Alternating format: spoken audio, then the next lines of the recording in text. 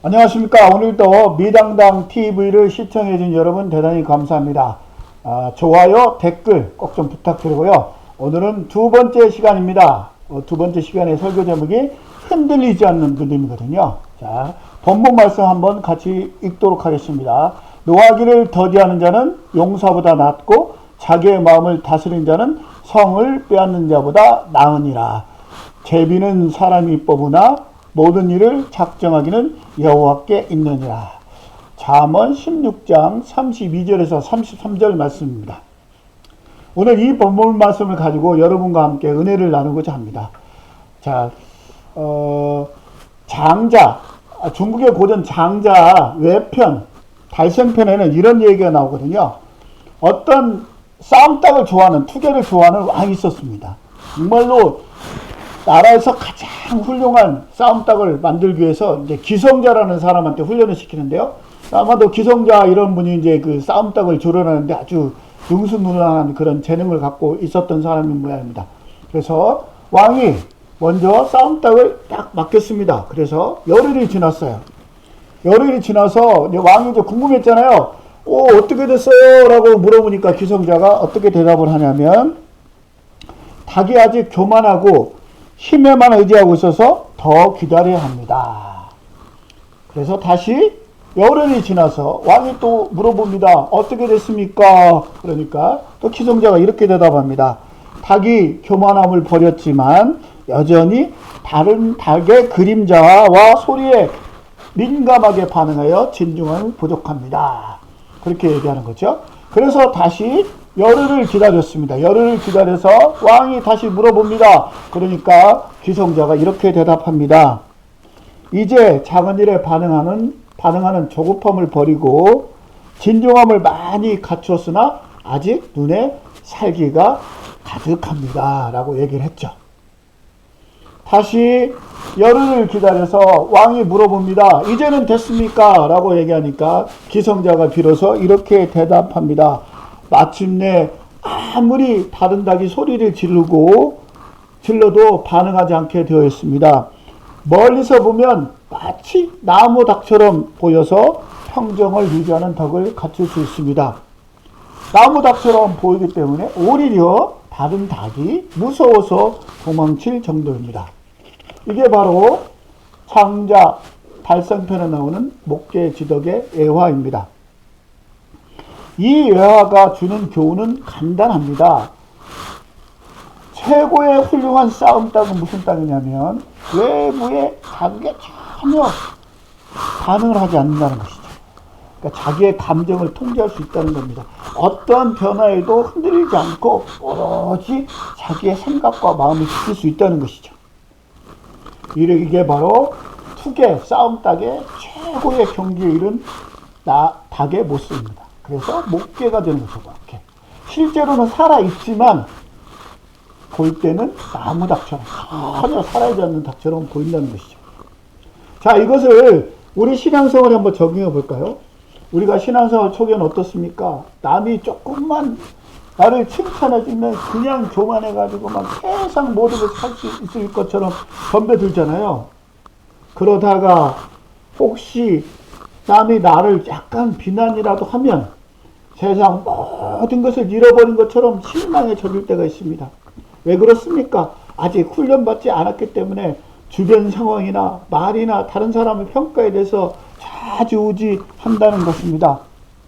그러는 와중에 장차 신앙생활을 하고 말씀이 묵상이 되고 기도와 정말 감사의 생활을 실천하게 되면 이제 장차 목계가 돼가는 것이죠. 우리가 어떻게 생각을 해야 되냐면요. 이렇게 생각을 해야 되는 겁니다.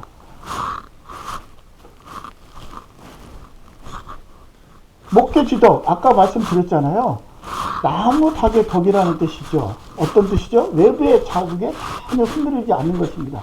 외부의 자극에 흔들리지 않는다는 것은 뭐냐면 내 마음과 생각을 지킨다는 것이잖아요.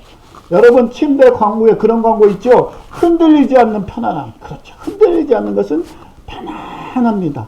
그런데 우리 일반당은 어떻습니까? 외부 자극에 민감하죠. 닭이 모이를 쪼아 먹는 것을 자세히 보십시오. 자기 모이를 쪼아먹지만 끊임없이 외부의 환경에 민감하게 반응을 합니다. 그러다가도 누군가 조금이라도 위협하는 소리가 낳거나 반응이 보이면 어떻게 합니까? 먹이를 막다가도 잽싸게 달아나는 모습을 볼 수가 있습니다. 그렇다면 성경에서 목계 지덕이 된 여호와를 찾아볼 수 있을죠. 그래서 사울과 다윗의 외화를 볼 수가 있습니다. 자, 성경에 사울이라는 인물이 나오죠. 사울이라는 인물이 뭐예요? 처음에 이스라엘에 왕이 없었잖아요. 그러다가 이스라엘 백성들이 하나님한테 우리에도 왕을 달라고 해서 제일 먼저 선택된 왕이 바로 사울이죠. 사울이 처음에는 이스라엘 하나님 말씀에 청중화해서 암몬과의 전쟁에서 이깁니다. 그리고 나서 블레셋과의 전쟁이 이런데 블레셋이 어마어마한 숫자와 병력으로 무기로 이스라엘에 쳐들어오잖아요. 그러니까 어떻게 해요? 사울이 그냥 그 주변 이 블레셋의 군대에 짓눌리잖아요. 거기다가 어떻게 했습니까? 그냥 정한 날짜에 사무엘이 오지 않으니까 백성들이 막 흩어지잖아요. 그러니까 사무엘이 엄청나게 실수를 합니다. 요즘 말로 얘기하면 손을 넣어버리는 거죠. 자, 사무엘상 13장 12절에서 13절을 한번 보겠습니다. 이에 내가 이르기를 블레셋 사람들이 나를 치러 길갈로 내려오겠거늘 내가 여호와께 은혜를 간구하지 못하였다 하고 부득이하여 번제를 드렸나이다 하니라. 사무엘이 사울에게 이르되 왕이 망령되이 행하였도다. 왕이 하나님 여호와께서 왕에게 내리신 명령을 지키지 아니하였도다. 그리하였더라면 여호와께서 이스라엘 위에 왕의 나라를 영원히 세우셨거늘. 이게 무슨 말입니까? 사무엘이 정한 기인데도 7일이 돼도 사무엘이 길갈로 오지 않으니까 백성이 막 흩어지잖아요. 사울한테 흩어져요. 그래서 그의 리더십이 금이갑니다. 왕인데 왕의 말을 듣지 않는 거죠. 그래서 정말 이제 막 사람은 흩어지고 막 블레셋은 쳐들어온다 그러고 막 블레셋이 어마어마한 숫자를 가져오니까 사울이 막 주변 상황이나 소리에 민감하게 반응하는 거죠. 그래서 어떻게 합니까? 번제를 드리는 거죠. 번제를 드린다는 의미가 무엇입니까? 이스라엘에서는 번제를 드리는 것은 제사장만이 할 수 있죠. 그리고 원래 싸움은 누구의 싸움입니까? 여호와의 싸움입니다. 여호와가 전쟁을 치르는 거죠. 이스라엘에서 전쟁은 하나님께 속한다고 되어 있습니다. 그래서 하나님께 제사를 드리고 그 다음에 전쟁에 나가면 승리하도록 되어 있었죠. 그래서 만군의 여호와를 히브리어로 뭐라고 하냐면 야훼 째바오트라고 합니다. 만군의 여호와. 그러니까 모든 군사와 천사를 거느리는 것은 누굽니까? 하나님이라는 뜻이죠. 그러니까 전쟁을 인간이 치르는 게 아니고 하나님께서 치르신다고 이스라엘 백성들을 생각한 거죠. 그런데 사울이 번제를 드렸다는 것은 무슨 의미입니까? 그 전쟁을 자신의 전쟁으로 생각한 거죠. 하나님께서 전쟁을 주관하시는 분인데 선을 넘어서 자기가 전쟁을 주관한다고 생각했기 때문에 번제를 드린 것이죠. 왜 그랬을까요? 주변 상황, 백성들은 떠나고 막 블레셋 사람들 쳐들어온다고 하니까 주변 상황이 조급해가지고 싸움 딱이 돼서 훈련받지 못한 싸움 딱이 돼서 그냥 민감하게 반응을 하고 소리치고 그러다가 엄청나게 실수를 하는 것입니다. 자, 그러면 반대 인물 한번 보겠습니다. 반대 인물 누가 있을까요? 다윗이 있습니다. 다윗은요 계속해서 명성이 올라갑니다. 골리앗과 싸움에서 이기면서 계속 이겨나가다 보니까 다윗의 명성이 올라가죠. 그러다 보니까 어떻게 합니까? 사울이 시기하죠. 그래서 다윗은 계속 쫓겨갑니다. 그래서 엔게디 광야까지 쫓겨가죠. 그래서 엔게디 광야에 어떤 굴속에 들어갑니다. 다윗과 그의 부하들이 그 굴속에 들어가 있었어요. 그런데 그때 거기에 누가 오느냐면 사울이 옵니다. 사울이. 용변을 보러 옵니다. 설사가 났거나 아마 변비가 났거나 둘 중 하나였겠죠. 막 이제 다윗을 쫓아가는데 갑자기 용변이 급한 겁니다. 그래서 다윗이 숨어있는 뒤편에 용변을 보고 있는 것이죠. 그러면 어떻습니까? 그때 다윗의 부하들이 그렇습니다. 이것은 하나님께서 주신 기회이기 때문에 다윗에게 빨리 사울을 제거하라고 얘기합니다. 그런데 다윗은 사울을 제거하지 않고요, 겉옷자락만 살짝 베어봅니다. 그리고는 뭐라고 말합니까? 사울이 다 용변을 보고 멀리서 떠나자 그때서 사울을 부릅니다. 사울을 부르고 나서 이렇게 얘기합니다. 사무엘상 24장 10절에서 11절 말씀입니다. 오늘 여호와께서 굴에서 왕을 내 손에 넘기신 것을 왕이 아셨을 겁니다. 왜냐면요, 옷자락을 댔잖아요. 옷자락을 보여주잖아요. 어떤 사람이 나를 권하여 왕을 죽이라 하였으나 부하들이 이제 이게 하나님께서 주신 기회니까 다윗이여 사울을 죽이소서 얘기했지만, 내가 왕을 아껴 말하기를 나는 내 손을 들어 내 주를 해하지 아니하리니 그는 여호와의 기름 부은 자이기 때문이라 하였느니라. 내 아버지여 보소서, 내 손에 있는 왕의 옷자락을 보소서. 사울이 용변을 볼 때 겉옷자락을 잘라냈거든요. 다윗이 내가 왕을 죽이지 아니하고 겉옷자락만 베었은즉 내 손에 악이나 죄가가 없는 줄을 오늘 아실지니이다. 왕은 내 생명을 찾아 헤아려 하시나 나는 왕에게 범죄한 일이 없습니다. 이게 무슨 말입니까? 다윗은요, 정말로 주변 상황이 정말로 얼마나 쫓겨났어요. 사실 다윗도 지치고 힘들죠. 정말로 그냥 보통 사람 같았으면 사울이 정말 용병을 오고 있을 때 천재이라고 생각하고, 야, 이건 정말 하나님께서 나한테 주신 기회라고 생각하고 당장 사울을 죽였을 것입니다. 그럼에도 불구하고 다윗은 그렇게 하지 않았어요. 왜요? 하나님의 뜻을 기다린 것이죠. 비로소 마음과 생각을 지키시는 하나님의 뜻을 기다린 겁니다. 싸움 딱이 아니라 목회지덕이 된 것이죠. 그래서 결론적으로 어떻게 됩니까? 사울은요, 블레셋과의 싸움에서 지고 결국에는 자살을 선택했죠. 죽어버립니다. 하지만 다윗은 그 후에 왕이 돼가지고요, 계속해서 이스라엘을 다스립니다. 그리고 지금 이스라엘 왕 중에서 누구를 얘기합니까? 사울을 얘기하는 사람은 아무도 없습니다. 다윗을 얘기합니다. 다윗은 위대한 왕이 됩니다. 거기다가 예수님의 적부에 등재하는 영광스러운 결과를 얻게 되는 것이죠. 구약과 신약 모두 다윗을 언급하고 있습니다. 왜 그랬을까요? 사울처럼 마음의 조급함을 버리고 목계지덕을 설천하여 마음의 평정심을 유지했기 때문에 그런 엄청난 결과를 가져오는 것입니다. 자, 그러면 우리가 싸움닭에서 나무닭으로 변하는 변화 여정을 한번 살펴보려고 하겠습니다. 우리 모두는 사실 다 싸움닭과 같죠. 외부의 자극에 쉽게 반응하고 걱정과 염려에 휩싸여 있습니다. 그렇다면 매일매일 걱정하죠. 훈련받은다. 이게 싸움닭에서 계속 훈련을 받는 것이죠. 인내심을 배우고 공격성을 조절하며 외부의 자극에 체육감을 유지합니다. 이건 어떻게 해야 돼요? 우리 힘으로 되지 않아요. 감사하고 기도하고 말씀 묵상하고 계속해서 좋은 사람들과 교제를 해야 되는 것이죠.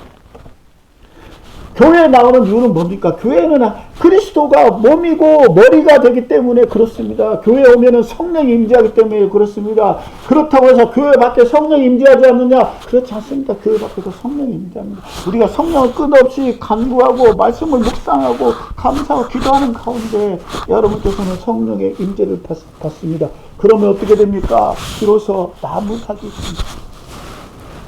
성령과 동행하고 하나님과 교제하는 가운데 우리가 나무닭이 되는 것이죠.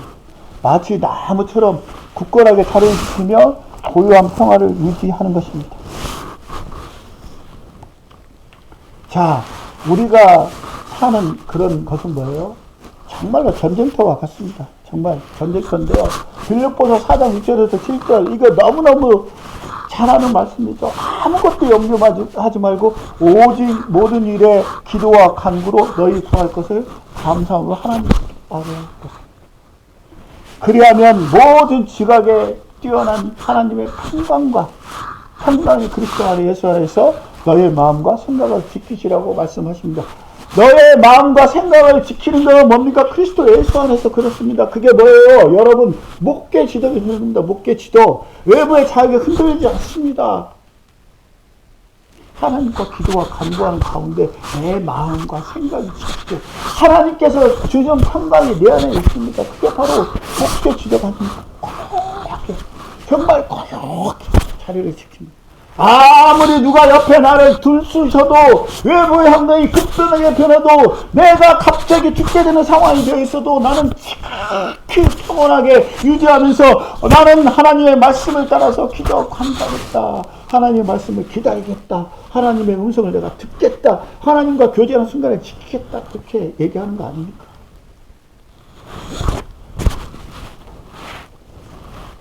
여러분, 우리가 살고 있는 세상은요, 정말 총성 없는 전쟁이죠. 우리는 매일매일 걱정하고 삽니다. 싸움닭이 왜 걱정이 많습니까? 싸움닭을요, 싸움하게 되어 있어요. 싸움닭 옆에는 누가 있어요? 싸움닭이 있습니다. 공격성을 갖추고 싸움닭이 있어요. 우리가 신앙생활 하면은, 우리 신앙생활을 방해하는 엄청난 세력들이 많이 있죠. 공중범죄자분들도 있지 않습니까? 마귀들이 우리를 끊임없이 공격을 합니다. 우리가 그 공격에 휘말리는 순간 우리는 뭐가 되는 거예요? 마귀 자식이 되는 거예요. 마귀가 시키는 대로 상합니다. 그러면 우리가 그리스도 자식이라 할 수 있습니까? 그렇지가 않죠. 마귀가 계속 부채질 할 때마다 우리 흔들리고 그렇게 되면 우리 신앙생활 어디로 갑니까? 하나님은 우리가 어디가 샀습니까? 우리 안에 예수님이 어디 있습니까? 그걸 이겨내야 되는 겁니다. 미래에 대한 불안, 현실적인 어려움, 과거에 엄청나게 많이 있어요. 사실 어떤 통계에 의하면은요, 우리가 사실은 걱정하는 일 중에 40%는 이미 지나간 일입니다. 실제로 일어나지 않는 일이 40%고요. 이미 지나간 일은 30%랍니다. 그리고 별로 중요하지 않은 일은 22%. 그리고 우리 힘으로 어쩔 수 없는 것이 4%. 그러면 뭐예요? 결과적으로 4%. 96%는 우리가 아무리 용을 쓰고 뭘 해도 쓸 수 없거나 할 수 없는 일이라는 것이죠. 그런데 우리는 어떻습니까? 매일매일 걱정하고 살아요. 그 4% 때문에. 그 4%마저 하나님한테 맡기면 어떻게 됐습니까? 그럼 우리가 걱정할 것이 없죠. 기도와 간구로 그 4%마저 하나님한테 맡기십시오, 여러분. 그렇게 되면 여러분의 마음에 평강이 찾아올 거 아닙니까? 우리가 신앙생활 하면서 지켜야 할 것이 바로 그것입니다. 자, 프로이드와 더불어 심리학에 가장 대척점에 있는 사람이 바로 아들러라는 사람인데요. 아들러의 심리학을 잘 표현한 것이 바로 미움받을 용기죠. 여러분, 미움받을 용기 많이 읽으셨을 겁니다. 많이 읽지 않았더라도 아마 책이라도, 제목이라도 들어봤을 것입니다. 아들러 심리학의 가장 근본적인 이유는, 그 핵심은 뭔지 아십니까? 우리가 불안과 걱정하는 이유가 바로 타인의 평가와 인정 욕구 때문이라고 합니다. 그러니까 우리는 걱정과 불안하는 것이 과거의 일도 아니고 현재의 선택만 하면 되는 것인데, 내가 할 수 없는 것들은 버려버리고 할 수 있는 것들만 가지고 집중을 해야 되는데, 우리는 다른 사람이 어떻게 생각할까? 다른 사람이 나를 어떻게 바라볼까? 나를 이쁘게 바라볼까? 미웃게 바라볼까? 나를 그냥 시체말로 애들 말로 싸가지가 있다고 볼까? 싸가지가 없다고 볼까? 그런 것들 때문에 매일매일 걱정하는 거죠. 그래서 우리나라 사람들 제일 많이 하는 거 뭐예요? 성형이잖아. 예뻐 보이려고. 또 하나 뭐가 있는지 아십니까? 인정욕구죠. 인정욕구. 우리나라 사람들은 집은 없어도 외제차를 사는 이유가 뭔지 아십니까? 남한테 뽀얗게 나려고 그런 거 아닙니까? 펜츠 타고 BMW 타고. 세상에 월세방을 살면서 BMW 타고 벤츠 타는 이유가 무엇입니까? 인정욕구. 인정욕구. 애들 말로 가오 잡으려고 그러는 거 아닙니까, 여러분? 그걸 제거하십시오. 그래서 여러분 벤츠 타고 BMW 타면서 세상에 지출 200만원 받은 월급쟁이가 세상에 160만원을 착각에 할부한답니다.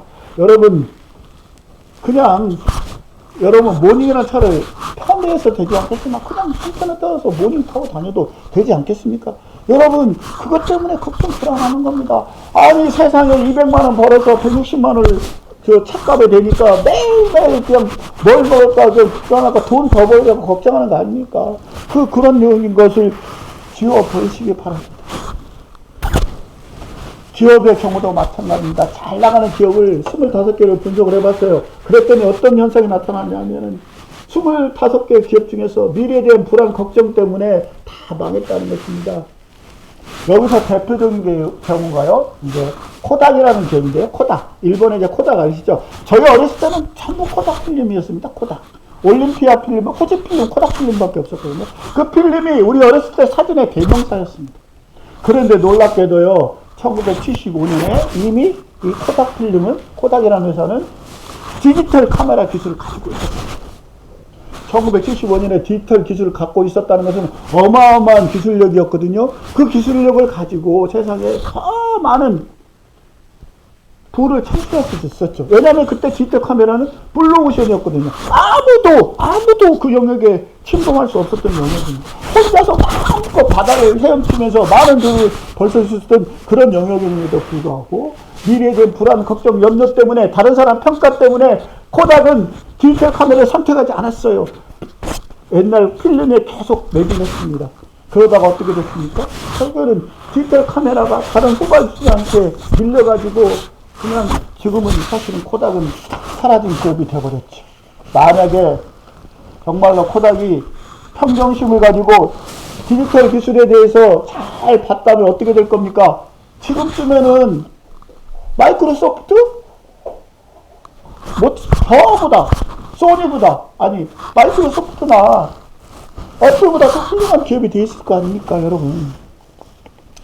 개인이나 기업이나 다 마찬가지입니다. 불안, 염려, 걱정 때문에 평정심을 잃어서 많이 실수를 하게 되는 것이죠.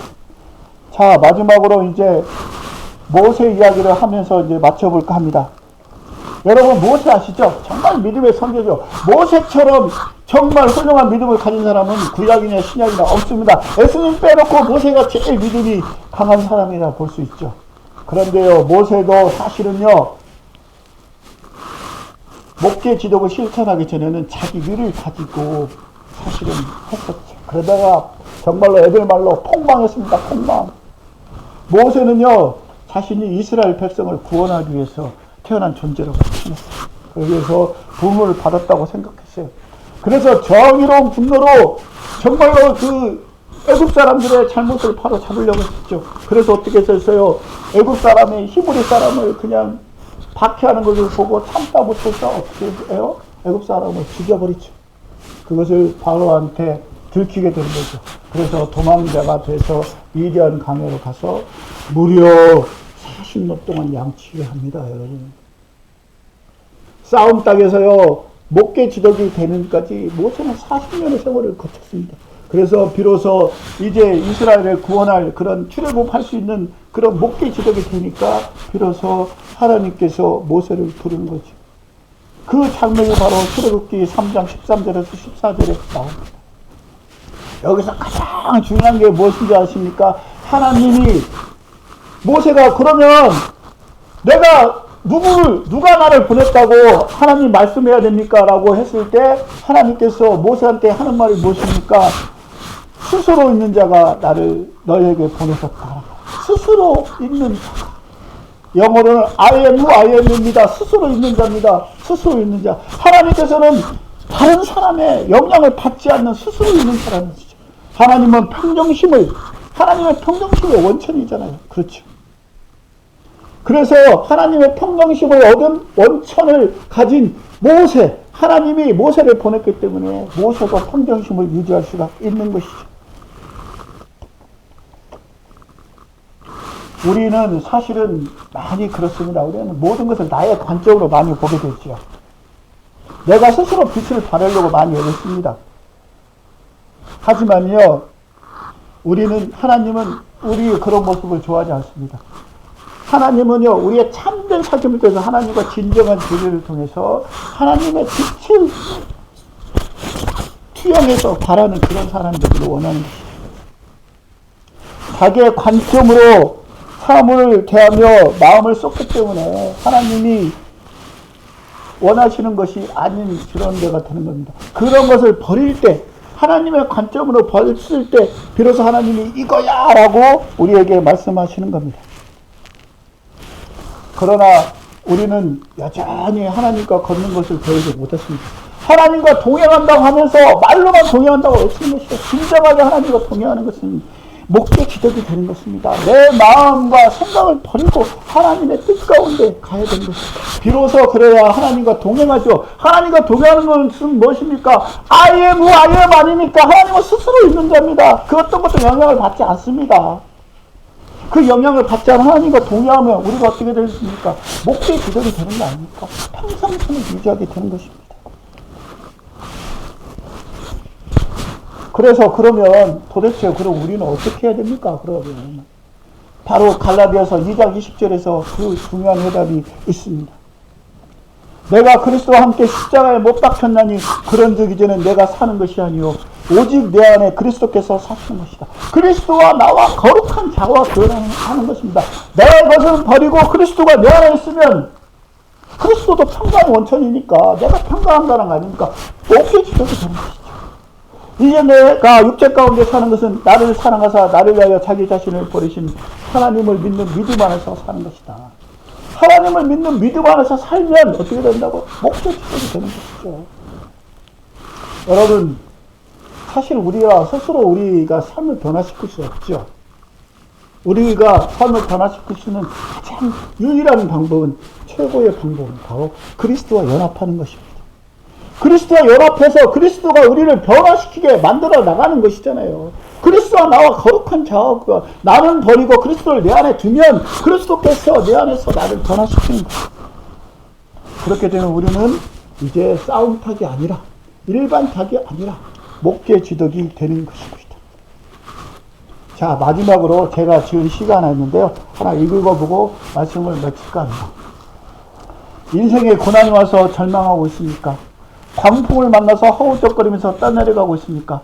아무리 둘러보아도 주님의 도움을 기대할 수 없습니까? 모든 기회가 닥쳐서 가능성을 포기하고 싶습니까? 절대 포기하지 마십시오. 당신이 포기하는 순간에도 주님께서는 일하고 계십니다. 상황을 보지 말고요, 상황 너머에 있는 주님을 보십시오. 한식을 그치고 나를 위해 일하시는 주님을 신뢰하십시오. 주님께서 일하시는 순간 광풍은 그치고 절망은 기쁨으로 바뀔 것입니다. 두려워하지 말고 주님의 손을 붙잡으시기 바랍니다. 주님과 함께 그 절망의 밤을 밀어내고 그 절망의 순간을 걷어내고 찬란한 빛의 새벽으로 맞이하시기 바랍니다. 목재 지도에 대해서 평정심을 유지하여 가장 좋은 기회로, 가장 완벽한 기회로 이끄시는 주님과 함께 동행하십시오. 그리하여 오늘 또 주님과 함께 미치도록 당당하시기 바랍니다. 감사합니다.